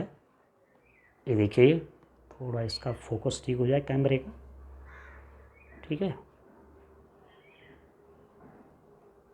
ये है डियर स्टूडेंट क्वेश्चन, पूरा क्वेश्चन आप ध्यान से इसको देख लीजिए, ठीक है। और यही क्वेश्चन ये इंग्लिश में भी हो गया नीचे, ठीक है ना। ये क्वेश्चन आपका ये इंग्लिश में भी है। इंग्लिश मीडियम का स्टूडेंट यदि होगा, क्वेश्चन समझना चाहता है इसको, तो उसके लिए भी क्वेश्चन है, ठीक हो गया। ये इंग्लिश मीडियम के स्टूडेंट के लिए क्वेश्चन हो गया, आप देख रहे हैं यहाँ से, ठीक है। अब चलिए पूरी कहानी क्या है। पूरी कहानी ये है कि एक कारखाना है एलईडी बल्ब निर्माण का, उसमें 3 मशीनें लगी हैं, एबीसी मशीनें। एबीसी मशीनें एलईडी बल्ब बना रही हैं, ए मशीन भी बना रही है, बी भी बना रही है, सी भी बना रही है। ए मशीन कुल उत्पादन का 25% बल्ब बनाती है, बी मशीन कुल उत्पादन का 35% बल्ब बनाती है, और सी मशीन कुल उत्पादन का 40% बल्ब बनाती हैं। और ये मशीन 100% एफिशिएंट नहीं है, मतलब कुछ ना कुछ त्रुटिपूर्ण बल्ब भी बना रही हैं। ए जो मशीन है वो 5% खराब बल्ब बना रही है, बी मशीन 4% खराब बल्ब बना रही है, और सी मशीन 2% खराब बल्ब बना रही है। और जो मशीन ए ने एलईडी बल्ब बनाए उसको L1 से दर्शाया गया है, जो मशीन बी ने एलईडी बल्ब बनाए उसको L2 से दर्शाया गया है, जो मशीन सी ने एलईडी बल्ब बनाए उसको L3 से दर्शाया गया है। और ये आपसे कह रखा है कि L1, L2, L3 के हैं, परस्पर अपोर्ज्य एवं परिपूर्ण हैं, क्योंकि ये सब मिला करके पूरा वो ढेर हो जाता है, अपवर्जी हैं, ठीक है। म्यूचुअली एक्सक्लूसिव इवेंट्स, एक दूसरे में समाहित नहीं है। L1 यहाँ कहीं समाहित नहीं है, L2 यहाँ कहीं समाहित नहीं, ये मतलब है। अब ई एक घटना ले रखी है, कोई बल्ब खराब है, उस घटना को ई से दर्शाया गया है। ई को बल्ब खराब होने की घटना से परिभाषित किया गया है। तो इस सब केस स्टडी है, ये पूरा आपने समझ लिया है। उसके आधार पर इन 3 प्रश्नों का उत्तर देना है। बल्बों के कुल उत्पादन में से एक बल्ब यादृच्छिक निकाला जाता है, तो प्रायिकता ज्ञात करनी क्यों मशीन ए ने बनाया, एक प्रश्न है। सेकंड प्रश्न है कि मशीन सी द्वारा खराब बल्ब बनाए जाने की प्रायिकता क्या है, वो आपका भी 1 मार्क्स का है। और थर्ड वाला है बल्बों के कुल उत्पादन में से एक बल्ब यादृच्छा निकाला जाता है और एक खराब पाया जाता है, इसकी क्या प्रायिकता है कि यह बल्ब मशीन बी द्वारा बनाया गया है। ठीक है, अब मैं इसको सारा मिटा देता हूँ। क्वेश्चन आपने ध्यान से देख लिया है, अब मैं इसको सॉल्व करूँगा क्योंकि मुझे स्पेस चाहिए। आइए आई अंडरस्टैंड, अब क्वेश्चन को सॉल्व करते हैं। आइए देखिए, हमारे पास ABC मशीनें हैं। ए मशीन बना रही है L1 नाम की LED। ठीक है, 3 घटनाएं लिख लेते हैं। घटनाएं L1, L2, L3 इस प्रकार हैं कि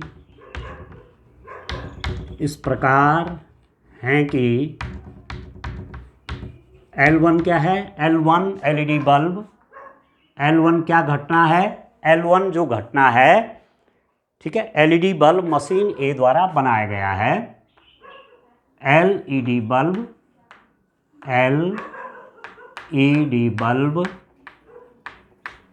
मशीन ए द्वारा बनाया गया है। ठीक हो गया, मशीन ए द्वारा बनाया गया है। ठीक हो गया, 3 मशीनें ABC, तो मशीन ए ने जो LED बल्ब बनाया उसका नाम क्या है, L1 है। उस बल्ब को हम L1 कहेंगे।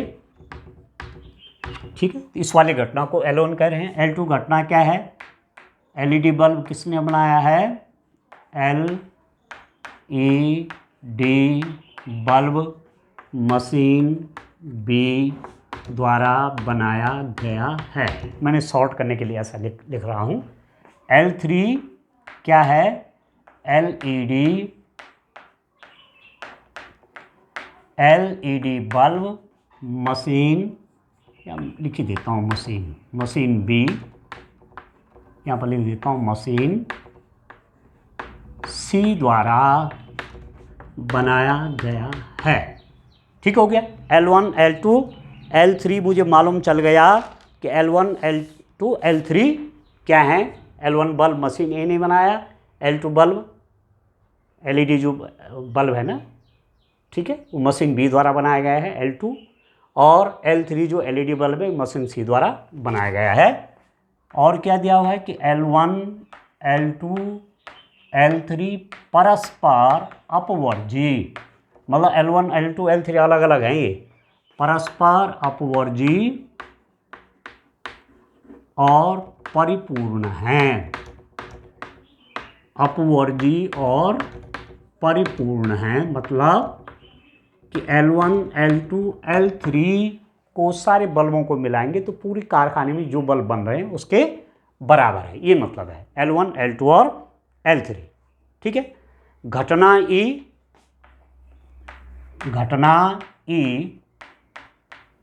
खराब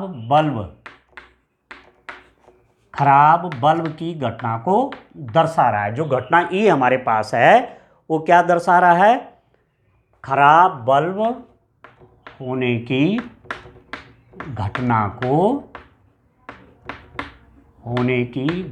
को दर्शाता है। ठीक है, मैं फिर लैंग्वेज लिख दे रहा हूं। ठीक है ना, ई घटना क्या है कि कोई बल्ब खराब है, उस घटना को हमने इस रूप में दर्शाया।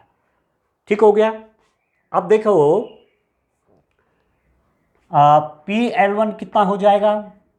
PL1 का मतलब क्या हुआ, PL1 का मतलब हुआ कि L1 जो LED है जो मशीन ए ने बनाई, ठीक है, कोई बल्ब L1 है या मशीन ए द्वारा बल्ब बनाए जाने की प्रायिकता कितनी दे रखी है, प्रोबेबिलिटी ऑफ L1 ये है 25%। ये लिखा हुआ ना, यहाँ पर लिखा हुआ है कि 25% बल्ब कौन बनाती है, मशीन ए बनाती है। तो प्रोबेबिलिटी ऑफ L1 क्या है, L1 मशीन ए के बनाए हुए बल्ब हैं, तो PL1 हो जाएगा 25%। 25% कितना हो गया, 25/100, 25/100 हो गया 0.25। ठीक है, दूसरा देखिए PL2 मतलब मशीन बी के द्वारा जो L2 बल्ब बनाए गए हैं, ठीक है। तो कोई बल्ब L2 है, उसकी क्या प्रायिकता है, जो मशीन बी ने बनाया उसकी कितनी प्रायिकता है, ठीक है। मशीन बी ने कितना % बल्ब बनाए, मशीन बी ने बनाए 35%, ठीक है। तो प्रायिकता कितनी हो जाएगी मशीन बी के द्वारा बनाए गए बल्बों की, किसी टाइम पर PL2 35/100, ये हो गया 0.35। और प्रोबेबिलिटी ऑफ L3 कि सी मशीन ने जो बल्ब बनाए उसकी कितनी प्रायिकता है, ये है 40%। 40% बल्ब मशीन सी द्वारा बनाए गए और उस बल्बों को L3 से दर्शाया गया है, तो ये हो गया 40/100, ये हो गया 0.40। यहाँ तक क्लियर है। अब आप देखो, मैं प्रायिकता लिखता हूँ पुनः, आप देखिए प्रोबेबिलिटी ऑफ L1, इसको देखिए आप, ये कंडीशनल प्रोबेबिलिटी है। क्वेश्चन आगे मैं करने के लिए लिख रहा हूं, मतलब L1 बल्ब मशीन ए द्वारा बनाया गया बल्ब होने की प्रायिकता, जबकि वो खराब है, ठीक है। मशीन ए द्वारा एक बल्ब खराब निकला तो वो मशीन ए द्वारा बनाया गया है, ये मतलब है इसका। मतलब L1 क्या है, बल्ब मशीन ए का बल्ब है ये, पर बल्ब क्या है, खराब बल्ब मशीन ए द्वारा बनाए जाने की प्रायिकता, ये इसका मतलब कंडीशनल प्रोबेबिलिटी। ये जब नीचे आ जाता तो ये घटना हुई मानी जाती है, मतलब बल्ब खराब है तो वह मशीन ए द्वारा बनाया गया है। ये हो जाएगा बल्ब के खराब होने की प्रायिकता, जबकि दिया गया है कि वह मशीन ए के द्वारा बनाया गया है, ठीक है। तो मशीन ए के द्वारा बनाया गया है तो उल्टा हो जाएगा, फिर ये उल्टा हो जाएगा। मैं यहां पर लिखना चाह रहा हूं क्या, देखो P मैं लिखना चाह रहा हूं किसी खराब बल्ब की प्रायिकता, जबकि वह मशीन ए के द्वारा बनाया गया है। इसको समझिए आप, मशीन ए के द्वारा बनाया गया बल्ब है तो उसके खराब होने की प्रायिकता, खराब होने की प्रायिकता ये, ठीक है ना।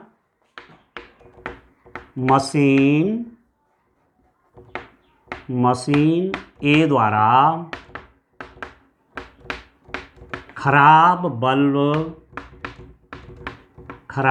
बल्ब बनाए जाने की प्रायिकता, इसको ध्यान से समझिए आप, बनाए जाने की प्रायिकता, ठीक हो गया।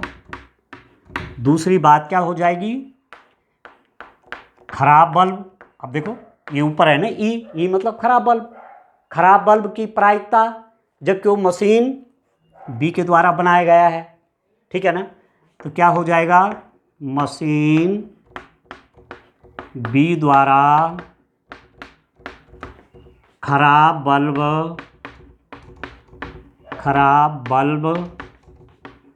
बनाए जाने की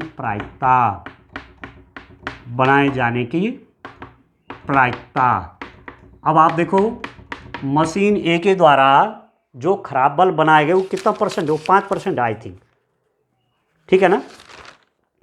मशीन ए द्वारा 5% खराब बल्ब बनाए गए, मशीन ए के द्वारा बल्ब बनाया गया वो खराब है, कितना % है, 5%, तो 5/100, 5% है ना, पहले 5% लिख दीजिए, और 5% का मतलब हो 5/100, तो इसको लिख देता हूं मैं 0.05।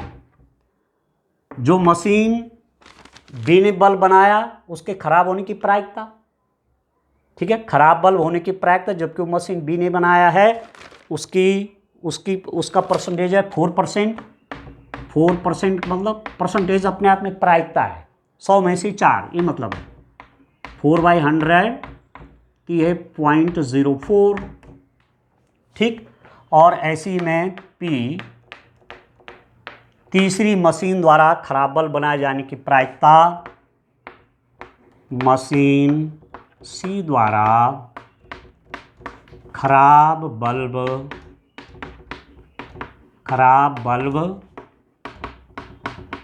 बनाए जाने की प्रायिकता कितना हो जाएगा। तीसरी जो मशीन है वो 2% खराब बल्ब बना रही है, तो ये हो जाएगा 2/100, तो ये हो जाएगा 0.02। ठीक है। अब आगे क्वेश्चंस के पार्ट करने के लिए मैं इनको सब यहाँ लिख देता हूँ। PL1 मतलब मशीन ए के द्वारा कोई बल्ब बनाया गया तो उसकी प्रायिकता हो गई 0.25। ठीक है। प्रोबेबिलिटी ऑफ L2 मतलब मशीन बी द्वारा बल्ब बनाए जाने की प्रायिकता क्या है 0.35। प्रोबेबिलिटी ऑफ L3 कितना है, मशीन सी के द्वारा जो बल्ब बनाएगा उसकी प्रायिकता है ये। अब P देखो कंडीशनल प्रोबेबिलिटी ऑफ E ये दिया हुआ है, P ये है 0.05। ठीक है। Probability of conditional probability of E जबकि बल्ब मशीन बी द्वारा बनाया गया ये है 0.04। और तीसरी स्थिति में ये है कि खराब बल्ब बनाया गया तो मशीन सी का है, बल्ब मशीन सी का, उसके खराब होने की प्रायिकता ये है मेरे पास 0.02। ठीक है। तो ये सब मैंने यहाँ इकट्ठा कर दिया है। अब मेरे पास क्या काम है, अब मैं इसको सब मिटा लेता हूँ, मैंने सब यहाँ रख दिया है। ठीक है ना। अब मैं 1 बाय 1 क्वेश्चन पे आता हूँ, क्वेश्चन को सॉल्व करता हूँ। ठीक है। ये तो मैंने पूरी थ्योरी लिख दी है, क्वेश्चंस के लिए आवश्यक मटेरियल जो है वो मैंने लिख दिया है। जैसे मकान बनाते हैं ना तो पहले सब चीज़ इकट्ठा की जाती है, सामान, तब जा कर के मकान बनाने की शुरुआत होती है। ठीक है ना। तो चलो पहला पार्ट क्या है, क्वेश्चन यहाँ से देख लेता हूँ। पहला पार्ट है क्वेश्चन का, बल्बों के उत्पादन में से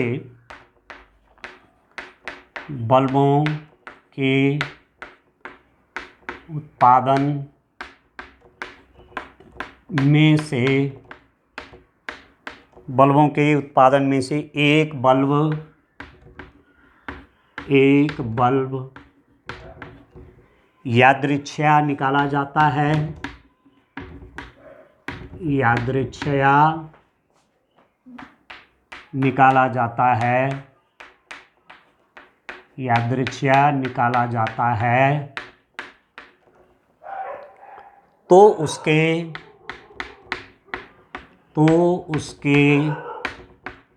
मशीन ए द्वारा बनाए जाने की प्रायिकता,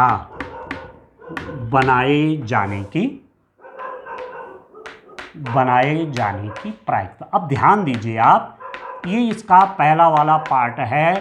प्रश्न का पहला वाला हिस्सा क्या है कि बल्बों के उत्पादन में से, अब तीनों मशीनों के बल्ब इकट्ठे कर रखे हैं, एक बल्ब उठाए यादृच्छिक बिना देखे। ठीक है। तो प्रायिकता ज्ञात करने की वो मशीन ए का बल्ब है। ठीक है। प्रायिकता ज्ञात करने की वह बल्ब मशीन ए द्वारा बनाया गया है। बल्बों के उत्पादन में से एक बल्ब निकाला गया यादृच्छिक, तो उसके ये मशीन ए के द्वारा बनाए जाने की प्रायिकता PL1 मतलब जो ए ने बनाया। और कितना परसेंटेज बनाया डियर स्टूडेंट, वो था 25%। ठीक है। 25% का मतलब हुआ 25/100, तो ये आ गया 0.25। ठीक है। 0.25 आपका 1 मार्क्स का क्वेश्चन ये बन गया। ठीक है। पहला वाला पार्ट ये है 0.25, 1 मार्क्स आपका तैयार हो गया। दूसरा पार्ट आप देखते हैं, देखिए दूसरा पार्ट भी यहां से लिख लेता हूं। मशीन सी द्वारा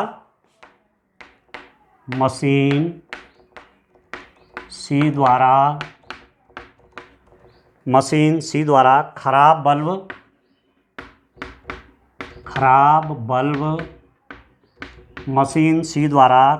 बल्ब बनाए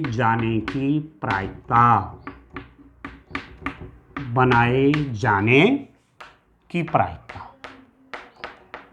देखो इसको ध्यान से समझिए। मशीन सी द्वारा खराब बल्ब बनाए जाने की प्रायिकता चाहिए। खराब बल्ब बनाए जाने की प्रायिकता, ये निकालना है प्रायिकता। प्रायिकता किसकी निकालनी है? खराब बल्ब बनाए जाने की प्रायिकता।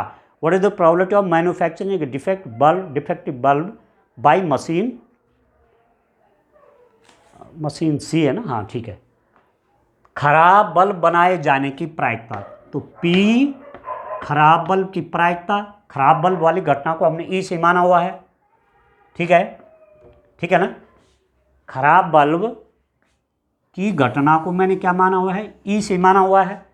तो खराब बल्ब बनाए जाने की प्रायिकता, कंडीशन दे रखी है कि वह मशीन सी ने बनाया। मशीन सी ने कौन सा बल्ब बनाया? L3, ये चाहिए, ठीक है ना। अब मैंने पहले ही निकाला हुआ है यहां पर, ठीक है। क्या निकाला हुआ है?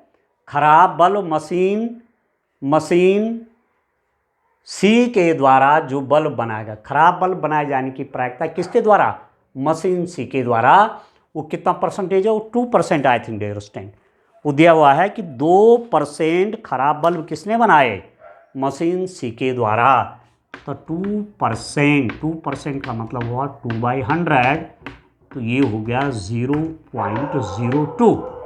ये कंडीशनल प्रोबेबिलिटी का प्रश्न है, सप्रतिबंधित प्रायिकता का प्रश्न हो गया कि खराब बल्ब बनाए जाने की प्रायिकता, जबकि वो किसने बनाया? मशीन सी के द्वारा। ये मालूम है कि मशीन सी ने बनाया, तो कंडीशनल प्रोबेबिलिटी होगी। और हमारे पास दे रखा है कि 2% बल्ब कौन खराब बना रहा है?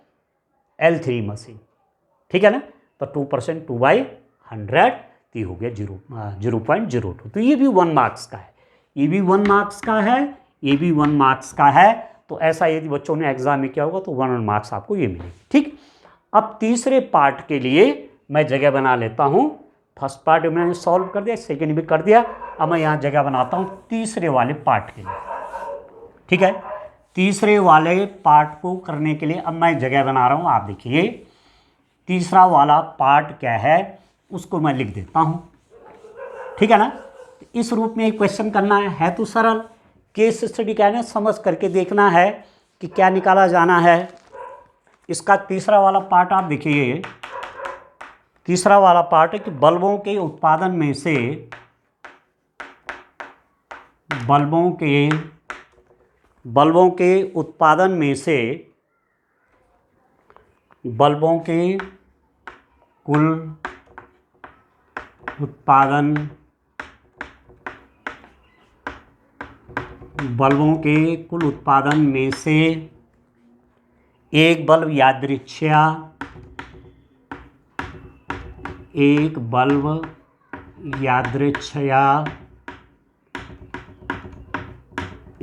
यादृच्छिया निकाला जाता है, एक बल्ब यादृच्छिया निकाला जाता है, ठीक है। तीसरा वाला पार्ट सॉल्व कर रहा हूं। निकाला जाता है और यह खराब पाया जाता है, और यह खराब पाया जाता है, और यह खराब पाया जाता है। इसकी क्या प्रायिकता है? इसकी प्रायिकता की बल्ब प्रायिकता की यह बल्ब मशीन बी द्वारा बनाया गया है। प्रायिकता कि यह बल्ब मशीन बी द्वारा बनाया गया है, इसकी प्रायिकता चाहिए डियर स्टूडेंट। अब ध्यान दीजिए, आप देखिए कैसे मैं क्वेश्चन को सॉल्व कर रहा हूं। आप देखिए ध्यान से समझेंगे आप। बल्बों के उत्पादन में से एक बल्ब यादृच्छिक निकाला जाता है और ये खराब पाया जाता है। बल्ब खराब ही दिया हुआ है, बल्ब खराब है, एक बल्ब यादृच्छिक उठाया और आपसे कहा जा रहा बल्ब क्या खराब है, ठीक है। तो प्रायिकता ज्ञात कीजिए, प्रोबेबिलिटी निकालिए कि यह बल्ब मशीन बी द्वारा बनाया गया है। मशीन बी ने कौन सा बल्ब बनाया? L2। उसके मशीन बी द्वारा बनाए जाने की प्रायिकता निकालनी है, जबकि दिया हुआ है कि बल्ब क्या है? खराब है। ठीक है ना, ठीक है डियर स्टूडेंट, आप समझ रहे हैं बात को, ठीक है ना। बल्बों के कुल उत्पादन में से एक बल्ब यादृच्छा निकाला जाता है, खराब पाया जाता है, ये दिया है बल्ब खराब है, तो खराब होने की घटना जो हमें दे रखी है वो कंडीशनल प्रोबेबिलिटी में से नीचे आती है, ठीक। तो यह खराब है बल्ब खराब है, तो प्रायिकता ज्ञात करने की वो मशीन बी ने बनाया, तो मशीन बी ने क्या बनाया, L2 बनाया, ठीक है। अभी बेस थ्योरम लगेगा यहाँ पर, मशीन बी के द्वारा बल्ब के बनाए जाने की प्रायिकता L2, जबकि बल्ब खराब है, ठीक।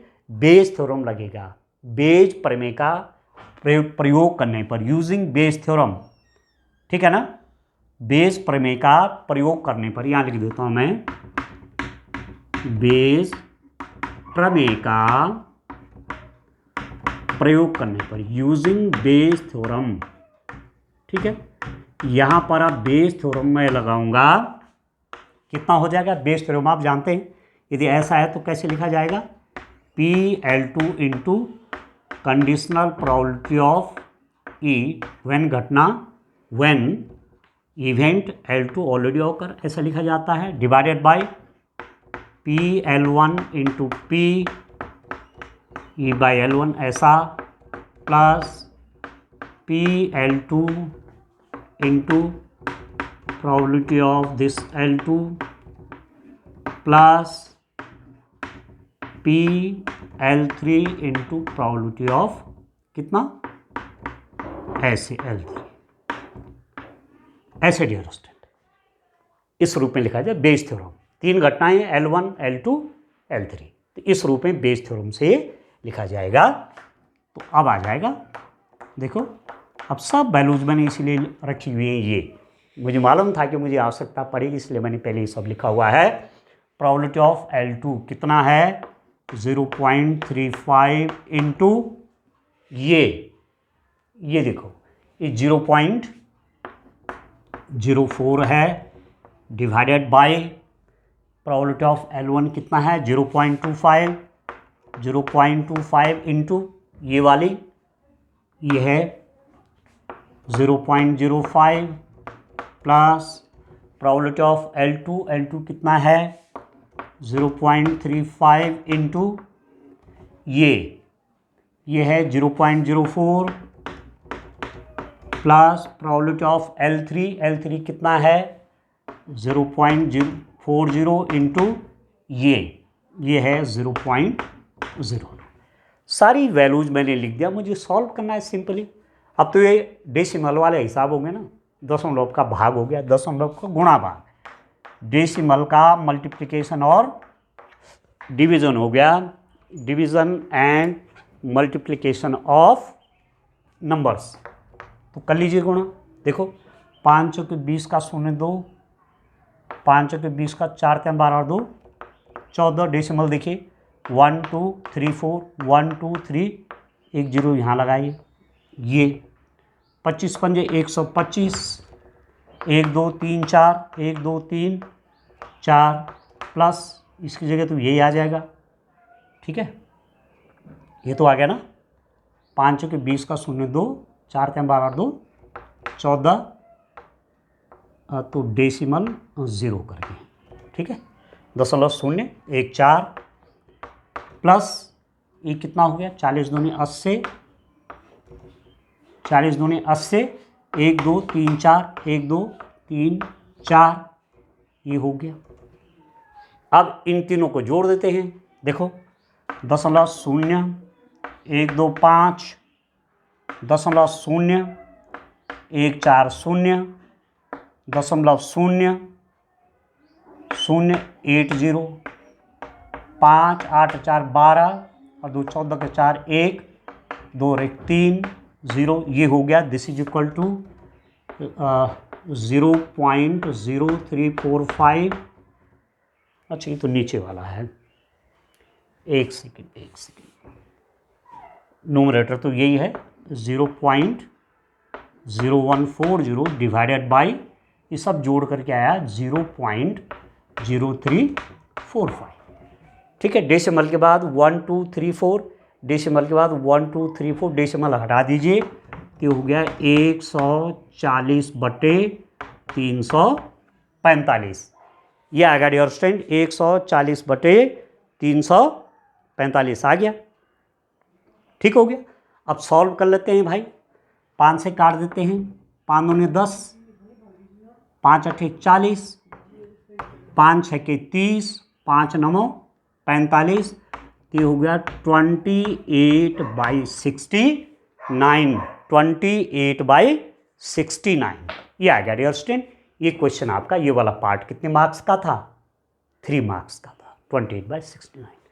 पेपर आपका कंप्लीट सॉल्व कर दिया है। ठीक है, अब बोर्ड के वो स्टूडेंट जिन्होंने ये पेपर दिया है उनसे मेरा कहना है, ठीक है, जब आपके कंप्लीट लास्ट पेपर भी हो जाएगा ना, केमिस्ट्री का भी हो जाएगा, तब आप देख करके अपने पेपर को मिला सकते हैं, क्योंकि उसके बाद जो है अब कोई पेपर आपका बचता नहीं है। केमिस्ट्री के बाद पूरे पेपर आपके हो रहे हैं, तो ज़रूर एक बार पेपर को मिलाइए और देखिए कि कितने मार्क्स आपके आ रहे हैं।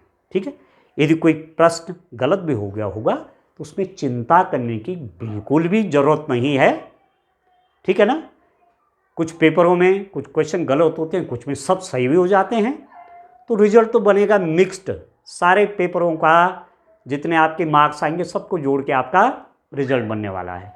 इसलिए कदापि दिमाग में बिल्कुल भी मायूसी नहीं लानी है कि मेरा गणित में ये सवाल खराब हो गया या ये सवाल खराब हो गया। ठीक है, ये तो परीक्षा का एक अंग है, चाहे मैं हूँ, चाहे आप हैं, चाहे कोई है। जब भी परीक्षा में व्यक्ति जाता है तो कुछ ना कुछ गलती हो जाती है। ठीक है, ये आप कह सकते हैं कि ह्यूमन एरर, मानवीय त्रुटि। इसलिए पुरानी बातों को छोड़ना है और आगे बढ़ना है। बीती सो विसारिये आगे की सुधरिए। ठीक है, ठीक है, ठीक है ना। गतम न सोच्यामि कृतम न मन्यु, जो बात बीत गई अब उस पर चिंतन बंद, अब नया सोचना आगे के लिए। ठीक है, पेपर के बाद कुछ दिन रेस्ट करने के बाद अब आप अपने आगे के प्लान के लिए सोचिए। ठीक है, कि आपको हायर एजुकेशन में जाना है या आपको जे की तरफ जाना है, किस सेक्टर में आप क्या करना चाह रहे हैं। ठीक है ना, किस तरफ आप जाना चाह रहे हैं, अब उस पर फोकस करना है। ठीक है, तो आपके लिए मेरी ओर से हार्दिक मंगल कामनाएं कि आप सबका रिजल्ट बहुत अच्छा रहे, मैथ्स में भी आप बहुत अच्छे प्राप्त करें और ओवरऑल बहुत अच्छा परसेंटेज आपका आए। ठीक है ना, ऐसी मेरी शुभकामनाएं हैं। ऐसा मैं ईश्वर से आपके लिए प्रार्थना करता हूँ। ठीक है, और जो स्टूडेंट 2025 वाले हैं, अब नेक्स्ट जिनका एग्ज़ाम होना है, उनके लिए मैंने पूरा पेपर सॉल्व कर दिया है।